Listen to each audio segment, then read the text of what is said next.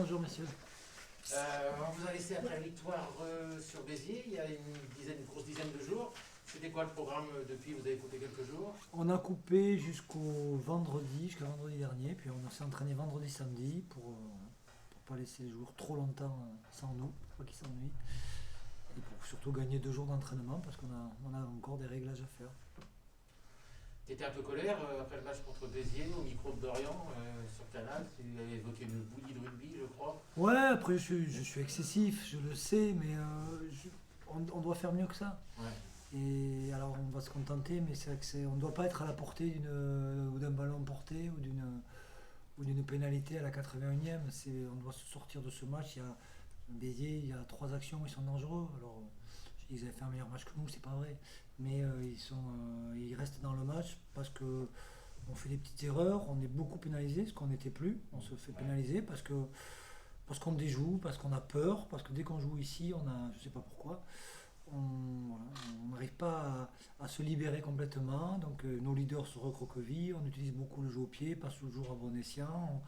On se trompe dans nos choix. Voilà, il y a des actions un peu isolées de joueurs qui veulent sauver la patrie et qui sortent un peu du collectif.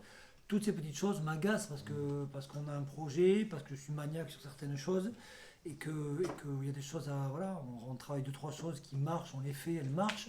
Et on doit les répéter 7-8 fois dans la partie, on les fait une demi-fois, quoi. Donc il faut qu'on arrive à s'épanouir dans le rugby qu'on veut faire. Il y avait les bonnes conditions, il devait pleuvoir, il n'a pas plu, même s'il a plu un peu à la fin. On avait tout pour jouer le rugby qu'on aime, et on s'est retranché dans un rugby qui me déplaît, donc qui me frustre, et à l'arrivée qui nous permet pas de nous libérer, puis de donner la pleine mesure de ce qu'on peut faire.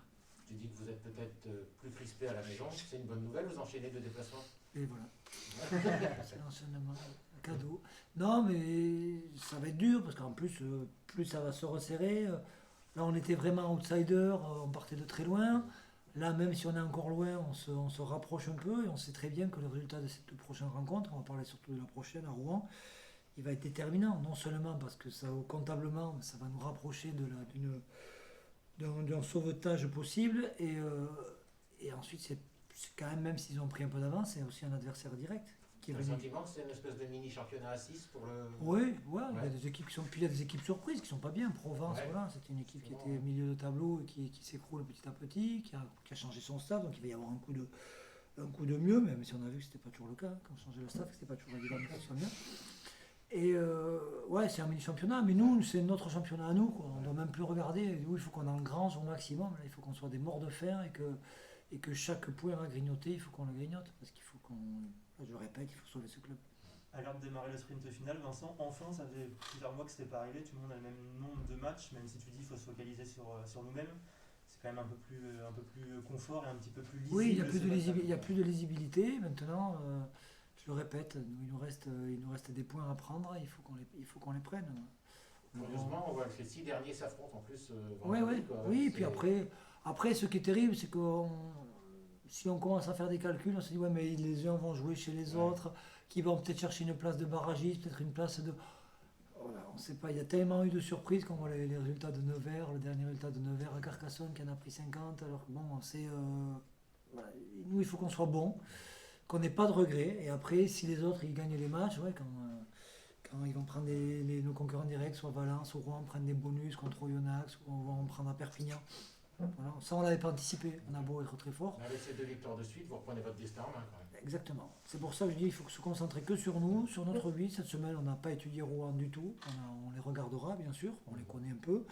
Mais surtout, il faut qu'on soit maître de ce qu'on sait faire, qu'on maîtrise, qu'on améliore ce qu'on fait moins bien. Et après, il sera temps sur quelques points de s'adapter à l'adversaire. Mais voilà. Et ce qui m'arrange, c'est que quand on est en phase finale, et en phase finale, voilà, c'est être maître de son jeu. Et puis après, sur des petits détails, comment on va essayer de coincer ou de s'adapter à un adversaire qui a des qualités. Parce que Rouen a des qualités, ils l'ont démontré sur la dernière prestation. Vincent, il y a quand même des points positifs. Tu es assez négatif depuis le début, mais il y a quand même des petits points positifs. Il y a une bonne défense, une défense meilleure. Il y a une conquête qui s'améliore aussi. Et ce petit brin de réussite qu'il vous faut peut-être dans cette course au maintien. Oui, non, mais les améliorations, les histoires, je ne suis pas négatif, je suis juste lucide sur le dernier match, où un match qu'on aurait dû maîtriser mieux que ça, on a failli le perdre. Donc ça, c'est pas se masquer, dire ouais, on n'a pas eu de chance. Non, on a eu de la chance. On a eu de la chance que l'arbitre refuse de laisser sur le ballon porté, que la pénalité passe à côté. On a de la chance. Donc, bien sûr qu'il y a des secteurs d'amélioration, mais même défensivement, je ne suis pas forcément d'accord. On est en progrès, mais on n'est pas encore. Moi, j'ai encore peur quand l'équipe en face a le ballon parce qu'on est capable de rater des plaquages. On l'a vu contre Perpignan, on a donné un essai facile. On est capable d'avoir des montées collectives pas coordonnées, donc de laisser trop d'espace à des Béziers sur 2 passes larges. Ils nous ont mis le feu alors qu'on n'était pas en danger, quoi. Donc, il faut qu'on soit meilleur que ça défensivement. Sur la conquête, on a nos ballons, mais on n'arrive pas à exploiter. On ne marque pas d'essai sur les ballons portés. C'est pas suffisant. Donc je ne peux pas dire à mon staff, c'est super, on est les meilleurs, on travaille très bien. Non. Offensivement, moi je suis le premier qui suis responsable du secteur offensif. Quand on se recroqueville, quand on est froid, quand on n'a pas envie d'aller chercher les choses, de les provoquer, autant j'étais très heureux à Provence, autant j'étais frustré contre Béziers. Voilà. Il ne faut pas qu'on se masque, on est en progrès, mais on est encore dernier et on a beaucoup d'axes d'amélioration. Mais on en est conscient. Cette rechute de la discipline, quand vous étiez bien, vous étiez descendu à 10, voire 16. Mais quand tu as 75% du temps le ballon à Provence, tu fais moins de fautes. Et quand tu le laisses à Béziers ou quand tu refuses le jeu et que tu as peur, que tu montes un peu hors jeu, que tu fais des fautes bêtes, mais tu te mets la pression. Et puis quand plus tu es sous pression, il y a toujours un joueur qui veut rattraper la faute de l'autre. Et c'est comme ça qu'on enchaîne les conneries, pour parler vulgairement. Mais c'est juste la vérité du moment. On est capable d'être serein, de faire un très bon match à Provence et de trembler, de faire un match moyen contre Béziers qui aurait pu se retourner contre nous.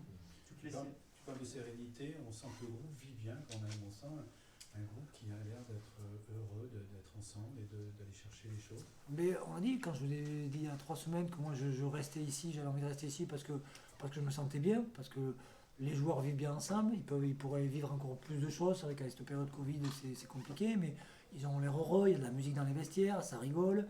On a un staff qui vit bien aussi, on a un entourage qui ne met pas trop de pression, je répète, on a un président et un encadrement qui nous laisse travailler en toute sérénité.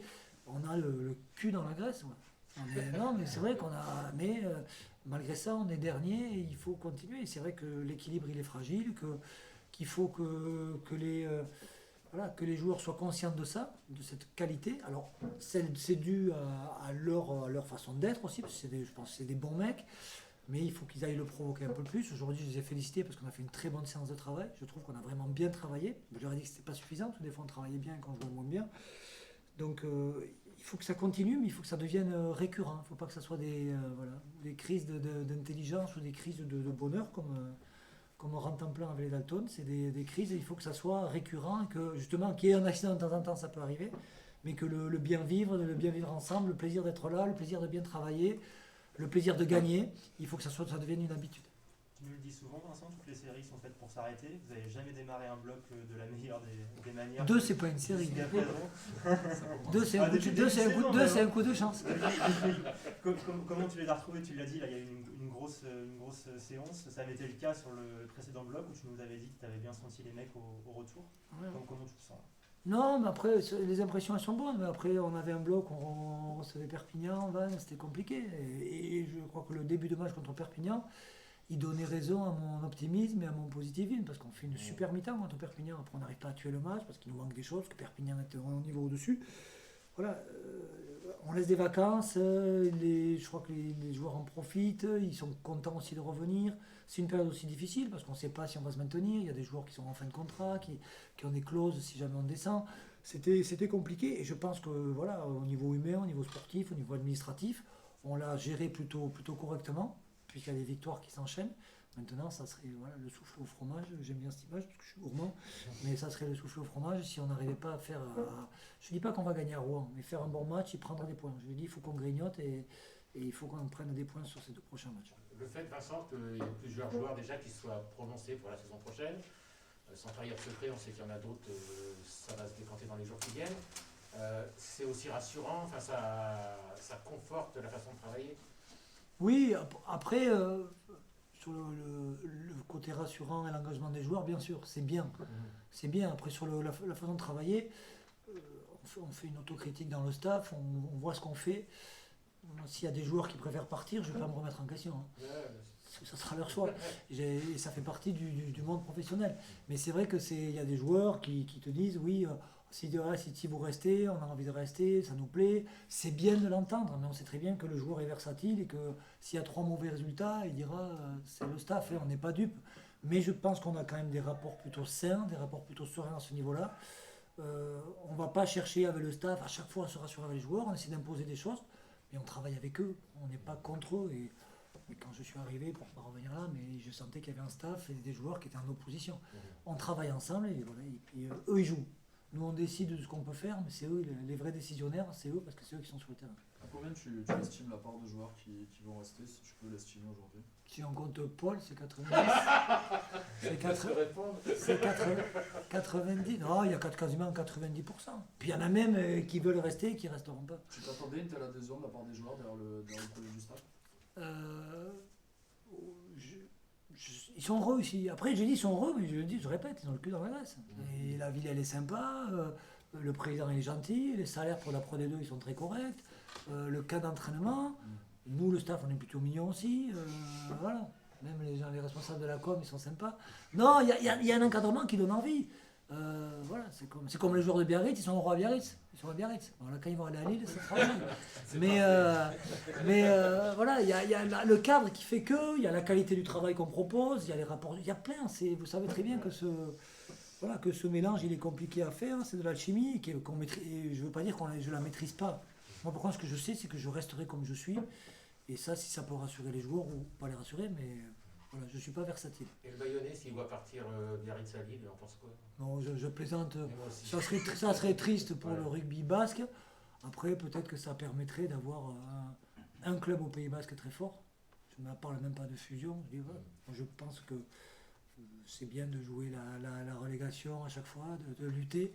Mais je pense qu'on a le potentiel au Pays Basque pour avoir une équipe qui joue les hauts de tableau en top 14. Mais après, c'est de la politique, c'est du folklore, c'est tout ce qu'on veut. Moi, je suis pur Bayonnais, mais voilà, une équipe basque, Ego Aldé, Ipar Aldé, c'est-à-dire basque nord et basque sud, ça aurait de la gueule aussi, mais ça fait un moment que je le dis, mais après, ça va en énerver quelques-uns. Vous allez voir le stade de Jean Daugé, là, Non. Ils ont fait nous, Non. J'ai pas fait mes études d'architecte, ça m'intéressera quand il sera plein. Non, mais ça doit être joli, mais c'est... voilà, pour parler de ça, c'est bien, mais le stade Jean Daugé, ça fait 10 fois qu'il est rénové. Ah ouais. Ça fait 10 fois qu'on aurait pu faire un stade couvert et faire le millénium du Pays Basque. Voilà. Ça, c'est un regret que j'ai, mais ça, c'est politique, c'est financier. Mais à force de bricoler, de mettre 100 millions, 30 millions, 40 millions sur des... On en fait un beau. Et voilà. Puis il n'y a même plus besoin de parler de fusion. Voilà. Il y a l'église, il y a la cathédrale du rugby implantée dans la ville du Pays Basque. Ça, c'est mon avis. Ça ne nous regarde pas. On revient à Rouen. Ouais. On va parler de Rouen, peut-être. Même si tu dis que vous n'avez pas encore étudié cette équipe, on a vu ses derniers résultats à la maison. Avec la Poyon Nevers, avec 2 entames de match tonitruantes. Vous vous attendez justement à ça? Quand je dis on n'a pas étudié, on n'a pas montré aux joueurs. Ouais. Ça fait un moment qu'on les regarde. Mais c'est une bonne équipe qui est complète dans toutes ses lignes, qui a des avants, capable de marquer sur des ballons portés, qui est opportuniste, qui a un ailier qui devient un jeune ailier, qui devient meilleur marqueur quasiment de la Pro D2. Ils ont un milieu de terrain costaud, ils ont des buteurs qui butent à plus de 50 mètres. Voilà. C'est une équipe qui est... C'est 2 entames de match quand même, ça t'a Mais surpris? c'est 2 différentes, parce qu'il y en a une chanceuse contre Nevers. Nevers qui archi-domine et qui prend 3 essais casquettes, et puis il y en a une au Oyonnax qui est complètement dominée par Rouen. Donc c'est 2 entames complètement différentes. On va dire, c'est ce qu'on a fait nous contre Perpignan. On a donné une super image sur une mi-temps, et ce qu'on fait contre Vannes. Donc ils sont comme nous, ils sont capables du très bon et du moins bon. Et j'espère qu'ils seront dans un moins bon le week-end prochain. Est-ce que ce serait un exploit de gagner là-bas pour toi? Pour nous, toute victoire est un exploit. Après, gagner à Rouen, non. C'est pas un exploit. C'est quelque chose qu'on doit être capable de faire si on veut se sauver. Mais pour nous, vu le nombre de victoires qu'on a, c'est un exploit. Mais d'aller à Rouen, non, c'est pas... Mais comme d'aller à Mont-de-Marsan, comme d'aller partout. Il n'y a pas à Perpignan, il n'y a pas d'équipe qui nous font rêver. Voilà. Après, il y a des équipes bien organisées, qui ont plus de points que nous, qui sont plus pragmatiques que nous, qui jouent mieux que nous. Il y en a plein, puisqu'on est dernier. Donc, mais on n'a pas peur d'aller à Rouen. Voilà. Est-ce que est-ce que la frustration du match aller est oubliée, cette issue un petit peu Ouais, parce que moi j'étais encore consultant à l'époque et Ouais. on fait un super début de match. On avait commencé à mettre des principes de contre-attaque, de jeu, et on fait un début de match magnifique avec 2 essais de 100 mètres. Et après, le fameux souffle au fromage, et voilà, ça s'est effondré aussi vite que c'est monté. Mais c'était une autre époque et voilà. Vous n'êtes pas revanchard. Je suis jamais revanchard. Non. Il y a des gens que j'aime pas et ça me fait plaisir d'aller coincer de temps en temps. Mais c'est pas de la revanche. J'attends pas le moment d'eux. Et en général, je les évite, les gens que j'aime pas. Donc voilà. Mais si je dois les rencontrer, ça me fait plaisir de débattre. Mais il y a aucune. Moi, je le répète, le rugby, c'est un jeu, c'est un plaisir. Et après, voilà. Même, je suis plus content quand je bats des copains. Parce qu'après, je peux les chambrer derrière. Le con, je vais pas le chambrer, je vais le murer. Voilà, mais, non, il n'y a aucun, justement, j'ai rien contre Lille, j'ai rien contre Rouen, j'ai juste envie de sauver ce club. Le dernier match à l'extérieur, Vincent, c'était Provence, tu l'as dit, 75% de possession. Dans le jeu, vous étiez au-dessus de l'adversaire. On a l'impression que vous auriez pu basculer très rapidement à plus 10 ou plus 15. Vous avez mis le feu, tu le dis, c'est souvent des petits détails. Toi, avec ton expérience de joueur et de manager, c'est quoi ces détails dans les 15 derniers mètres où vous avez laissé une bonne dizaine de points? Non, mais je faisais rire les joueurs, c'est le fameux gentil méchant. Il faut quand même être capable de changer de rythme. Alors nous, quand je dis gentil, on joue, on se livre, on est généreux.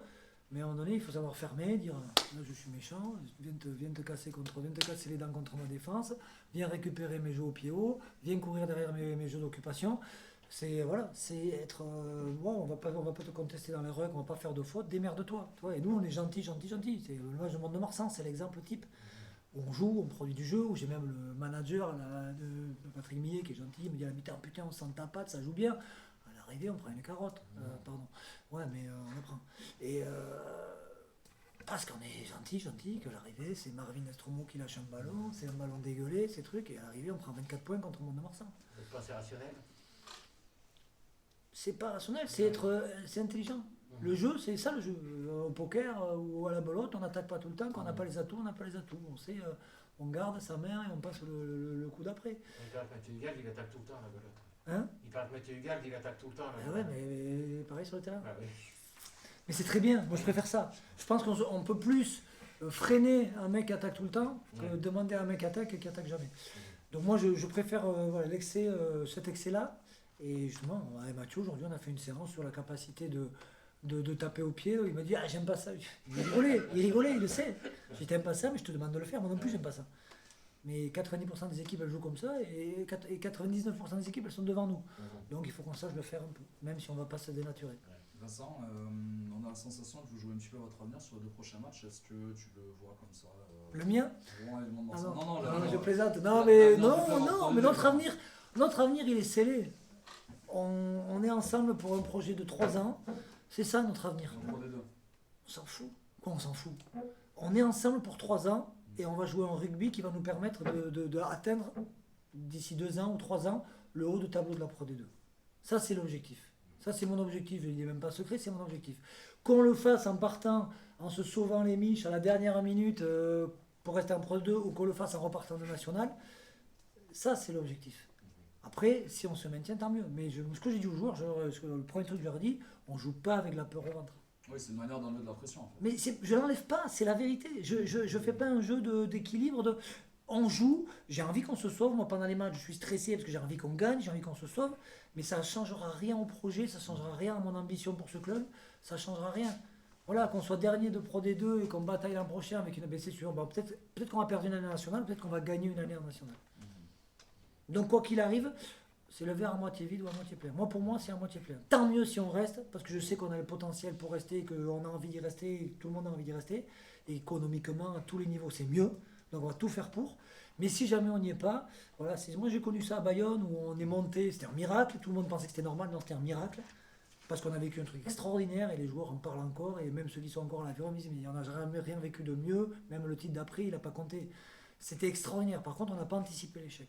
Là, l'échec, on a la chance, ou la malchance, mais de l'avoir anticipé. On a pris du recul. Moi, j'ai pris ma décision en sachant qu'on pouvait descendre, de rester là. Il y a des joueurs aussi qui l'ont fait. Donc, c'est ça qui est rassurant. Après, par contre, c'est pas se dire, oh, on s'en fout maintenant. On va tout faire pour pas descendre. On va tout faire pour pas descendre. Mais si jamais on descend, ça ne sera pas un coup d'arrêt, parce qu'on l'aura anticipé, et c'est juste, on touche le fond, c'est des images à la con, mais on touche le fond, on se sert du fond pour remonter plus fort, c'est tout. Moi, c'est vraiment l'image que j'ai. Il n'y a aucun moment, et je suis fier, je serai vexé si on descend, je l'avalerai, mais ça ne m'empêchera pas de repartir et d'être très positif. Tu nous fais un petit point sur l'infirmerie, il y a pas mal de joueurs. Il n'y a plus personne. Il n'y a plus personne. Non, quoi, il y a, on va dire, sur l'infirmerie, il y a Léo à la Vatao, il y a Justin, bon, qui dort là-bas, je crois qu'il est là. Il y a...